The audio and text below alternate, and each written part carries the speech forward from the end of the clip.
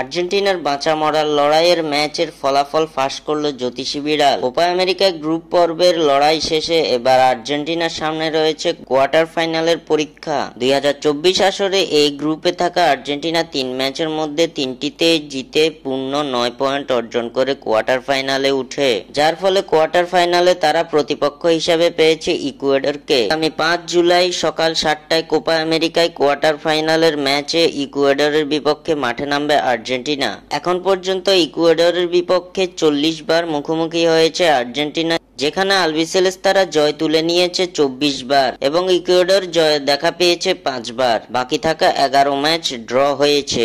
সমীকরণ আর্জেন্টিনার পক্ষে কথা বললেও এই ম্যাচে জেতার জন্য মরিয়া হয়ে থাকবে ইকুয়েডর। এদিকে আর্জেন্টিনা বনাম ইকুয়েডরের ম্যাচের দুদিন আগে ফলাফল ফাঁস করলো কোপা আমেরিকার জ্যোতিষী বিড়াল। জানিয়ে দিল কোয়ার্টার ফাইনালে কে করবে বাজিমাত, কে যাবে সেমিফাইনালে। জ্যোতিষী বিড়ালের সামনে আর্জেন্টিনা ও ইকুয়েডরের পতাকা রাখা হয়েছিল। জ্যোতিষী বিড়াল বেছে নিয়েছে আর্জেন্টিনাকে। কোপা আমেরিকার কোয়ার্টার ফাইনালে ইকুয়েডরকে হারিয়ে সেমিফাইনালে যাবে আর্জেন্টিনা, এমনটাই জানিয়ে দিল জ্যোতিষী বিড়াল।